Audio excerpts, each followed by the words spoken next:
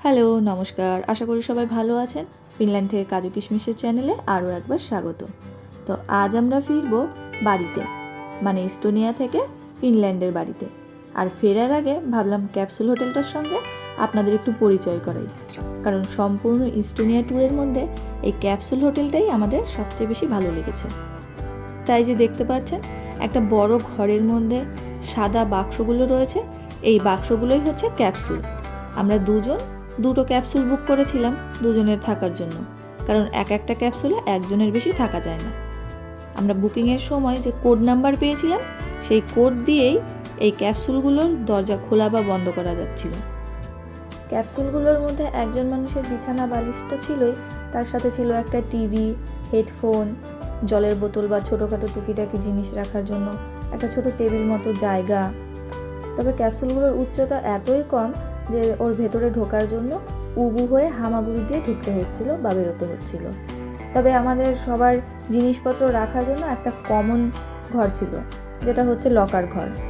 আর সবার স্নানের জন্য ছিল আলাদা করে একটা কমন বাথরুম। তা সেই বাথরুমের মধ্যেও যথেষ্ট পরিমাণে জিনিসপত্র ছিল সবার ব্যবহারের জন্য, আলাদা আলাদা তোয়ালে, চুল শুকোনোর জন্য হেয়ার ড্রায়ার, আর সঙ্গে থাকা জিনিসপত্র রাখার জন্য কমন যে একটা লকার রুম দিয়েছিল, সেখানে নিজস্ব পাসওয়ার্ড টিপলেই যার যার লকারটা খুলে যাচ্ছে। এবার আপনি আপনার লকারে জিনিসপত্র রেখে দরজা বন্ধ করে দিন। তবে মজার বিষয় হচ্ছে এই ক্যাপসুল হোটেলে কোনো স্টাফ নেই, চেক ইন বা চেক আউট সবটাই নিজেকে করতে হচ্ছিল। তবে গাইড করার জন্য এখানে গাইড বুক ছিল, আর দেওয়ালে কিছু ছবির সাহায্যে ব্যাপারটা বুঝিয়ে দেওয়া ছিল। তারপরেও যদি কারো কোনো অসুবিধা হচ্ছিল, তাহলে ওদের পেজে যে ফোন নাম্বারটা ছিল সেটা দিয়ে ফোন করলে সমস্যার সমাধান ওরা করে দিচ্ছিল। তবে এখানে কোনো মানুষ ছিল না, মানে যারা থাকার জন্য এসছে তারা বাদে কোনো স্টাফ ছিল না।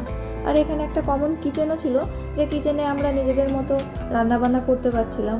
সেখানে ফ্রিজ, তারপর বাসনপত্র ধোয়ার মেশিন, যা কিছু দরকার হয় একটা কিচেনে, সব কিছুই ছিল। তাই সেলফ কন্ট্রোল ক্যাপসুল হোটেলে আমরা একটা মজার ঘটনা ঘটিয়েছি। সেটা হচ্ছে, কাল রাতে কুনাল যখন শুয়েছিল, তখন ওর পায়ের চাপ লেগে বা কোনো কারণে হয়তো কোনো একটা বাটনে চাপ লেগে গেছিলো, আর সারা হোটেলে তখন সতর্ক ঘন্টা বাজতে শুরু করেছে। সকলে ব্যাগপত্র নিয়ে ছুটতে শুরু করেছে, দরজার কাছে পৌঁছে গেছে সবাই। তখন কুনাল কি করবে এটা সেটা ভেবে শেষমেশ ও পুলিশকেই ফোন করলো।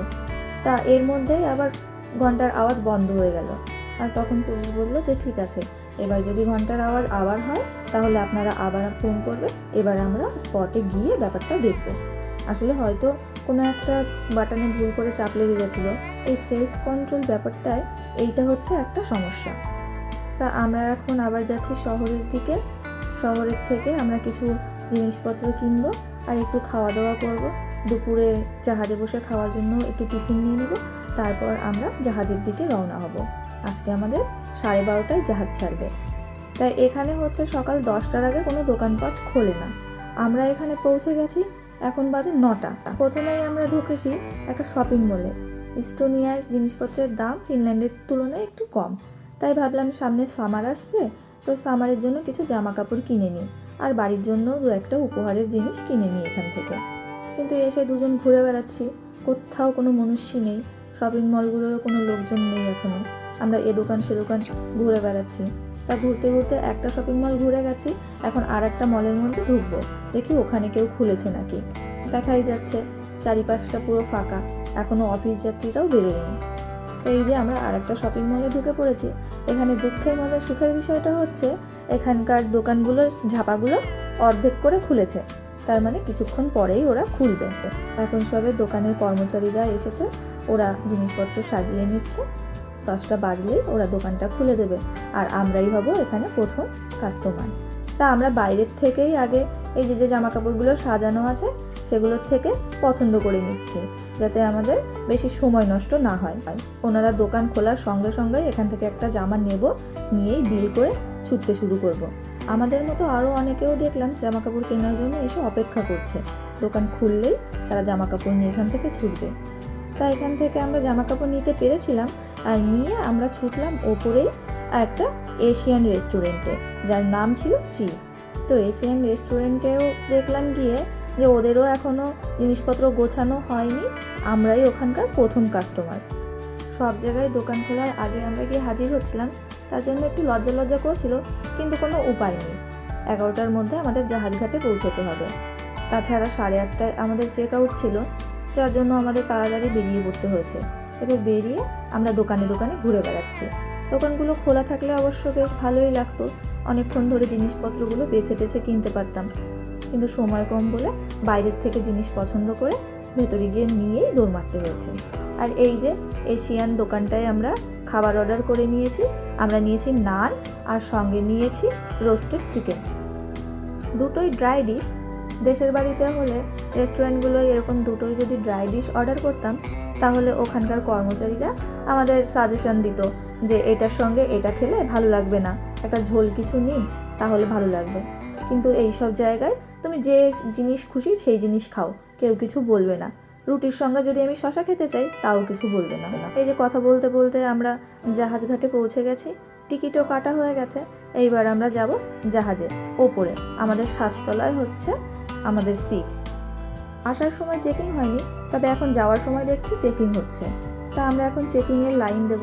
আর যাওয়ার সময় চেকিংয়ের লাইন হবে নাই বা কেন বলুন, সবার হাতে 3-4টে করে বোচকা।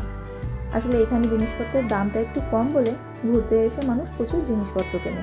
আর এইখানে অ্যালকোহলের ওপরও ট্যাক্স খুব কম, তার জন্য ওই যে দেখছেন পেটি অ্যালকোহল যাচ্ছে, এখান থেকে মানুষ অ্যালকোহল নিয়ে যাচ্ছে। আমরা তবে অ্যালকোহল কিনিনি, আমরা কিছু জামা কাপড় কিনেছি আর ওই বাড়ির জন্য কিছু গিফট।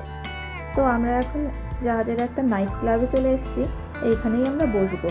যদিও এটা নাইট ক্লাব, কিন্তু এখনই একটু পরেই জাহাজ ছাড়লে এখানে অনুষ্ঠান শুরু হবে, তখন আমরা অনুষ্ঠান দেখতে সমুদ্রযাত্রাটা উপভোগ করব। এখানে একটা ভালো সিট বেছে নিয়ে আমরা আমাদের জিনিসপত্রগুলো প্রথমে এখানে রাখবো, রেখে তারপর বেরোবো জাহাজের ডেকের দিকে, একটু সমুদ্র দর্শন করব। বাল্টিক সাগর খুব শান্ত সাগর, এখানে ঢেউ প্রায় নেই বললেই চলে। এই যে জাহাজটা চলছে আর এর চলার সঙ্গে সঙ্গে এই জলটা ফুলছে, এমনিতে এর কোনো ঢেউ নেই।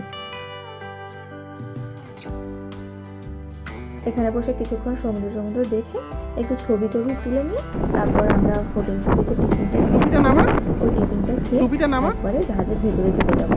তারপর ওই নাইট ক্লাবে যে গান বাজনা শুরু হবে, তখন আমরা বসে যে গান বাজনাটা শুনবো, ব্যাস, তারপরে আর বেরোবো না। ঠান্ডায় বারবার বেরোনোও যায় না। ওই দেখুন কি সুন্দর দূরে আর একটা জাহাজ দেখা যাচ্ছে। এই জাহাজটা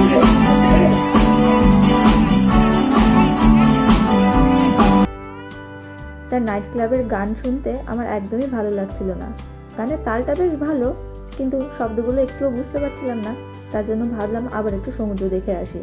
ওই যে পাখিগুলো উড়ছে, ওগুলো সমুদ্র শৃগাল। এই সমুদ্র শৃগাল দেখতেই আমরা এই যে হেলসিঙ্কি বন্দরের কাছে পৌঁছে গেছি। এখন আমরা বাড়ির দিকে রওনা দেব। আর দেখা যাচ্ছে দূরে জাহাজের ভেতর গাড়িগুলো কি সুন্দর করে উঠছে, একটু দেখুন। গাড়িগুলো তুত্তুর করে জাহাজের পেটের মধ্যে ঢুকে পড়ছে। আমাদের পেটে এখন সূচো দৌড়াচ্ছে। আমরা এখন ঘরে গিয়ে আমাদের পেটের মধ্যে আলু সিদ্ধ ভাত চালান করব। ভালো থাকবেন, সুস্থ থাকবেন, পরবর্তী ভিডিও আবার দেখা হবে।